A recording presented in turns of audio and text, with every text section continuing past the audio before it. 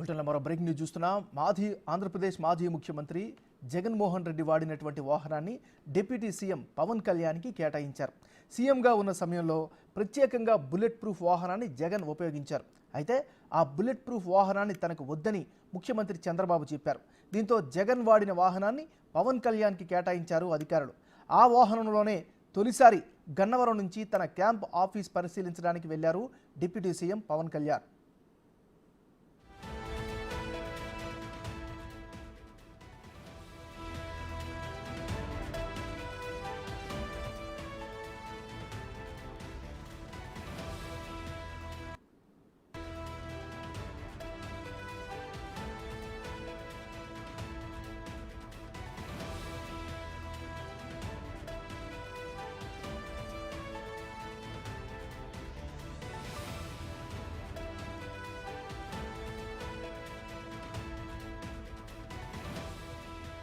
బులెటిన్లో మనం breaking news చూస్తున్నాం. ఆంధ్రప్రదేశ్ మాజీ ముఖ్యమంత్రి జగన్మోహన్ రెడ్డి వాడినటువంటి వాహనాన్ని డిప్యూటీ సీఎం పవన్ కళ్యాణ్కి కేటాయించారు.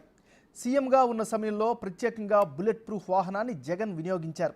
అయితే ఆ బుల్లెట్ ప్రూఫ్ వాహనాన్ని తనకు వద్దని ముఖ్యమంత్రి చంద్రబాబు నాయుడు చెప్పారు. దీంతో జగన్మోహన్ రెడ్డి వాడినటువంటి వాహనాన్ని పవన్ కళ్యాణ్కు కేటాయించారు అధికారులు. ఆ వాహనంలోనే తొలిసారిగా గన్నవరం నుంచి తన క్యాంప్ ఆఫీస్ పరిశీలించడానికి డిప్యూటీ సీఎం హోదాలో పవన్ కళ్యాణ్ వెళ్లారు.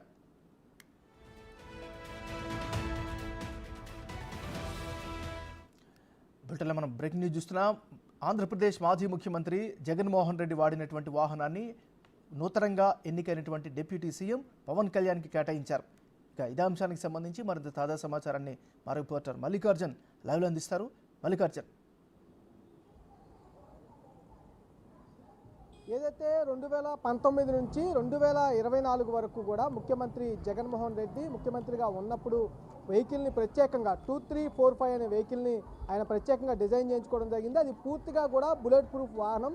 ముఖ్యమంత్రిగా ఆయన బాధ్యతలు స్వీకరించిన వెంటనే కూడా ఆ నెంబర్ గల వాహనాన్ని ఆయన ముఖ్యమంత్రిగా కూర్చొని ఇన్నాళ్ళు ప్రయాణించిన పరిస్థితి కూడా ఉంది. 5 సంవత్సరాల తర్వాత ఆ వెహికల్ మొత్తాన్ని అంటే కాన్వాయ్ మొత్తాన్ని ఇంటెలిజెన్స్ వాళ్ళకు కూడా ఇటు మాజీ ముఖ్యమంత్రి అప్పగించడం జరిగింది. ఈ నేపథ్యంలోనే ఏదైతే చంద్రబాబు నాయుడు ముఖ్యమంత్రిగా ప్రమాణ స్వీకారం చేసే ముందు ఏదైతే సంబంధించిన చంద్రబాబు వెహికల్ కాన్వాయ్ని రీప్లేస్మెంట్ చేసే క్రమంలో ఈ వెహికల్స్ అన్నింటినీ కూడా రీప్లేస్మెంట్ చేసేందుకు వాళ్ళకి అది అంటే ముఖ్యమంత్రి చంద్రబాబు నాయుడుకి ఇంటిమేషన్ ఇవ్వడం జరిగింది. జగన్ కూర్చున్న ఒక్క వాహనం తప్ప మిగతా వాహనాలన్నీ కూడా అటు చంద్రబాబు నాయుడు కాన్వాయ్లో పంపించడం జరిగింది. ఒక్క జగన్ కూర్చున్న ఏదైతే బుల్లెట్ ప్రూఫ్ వాహనం ఏదైతే ఉందో 2345 నెంబర్ గల వాహనం ఇప్పటి నిన్నటి వరకు కూడా ఉంచుకున్న పరిస్థితుంది. ఎప్పుడైతే ఉప ముఖ్యమంత్రిగా ఉన్న పవన్ కళ్యాణ్ ఏపీలోకి అడుగు పెట్టడం జరిగిందో బాధ్యతను స్వీకరించిన తర్వాత నేరుగా ఆయన గన్నవరం ఎయిర్పోర్ట్కి రావడం జరిగింది ఉదయం 10 గంటలకి. అక్కడి నుంచి గన్నవరం ఎయిర్పోర్ట్ నుంచి ఆ వెహికల్లోనే అంటే ఉప ముఖ్యమంత్రి కాబట్టి ఆయనకు ఒక భారీ కాన్వాయ్ని కూడా ఇటు అధికారులు ఏర్పాటు చేయడం జరిగింది. అందులో ప్రధానంగా బుల్లెట్ ప్రూఫ్ వాహనం 2345 నెంబర్ గల వాహనం ఉంది.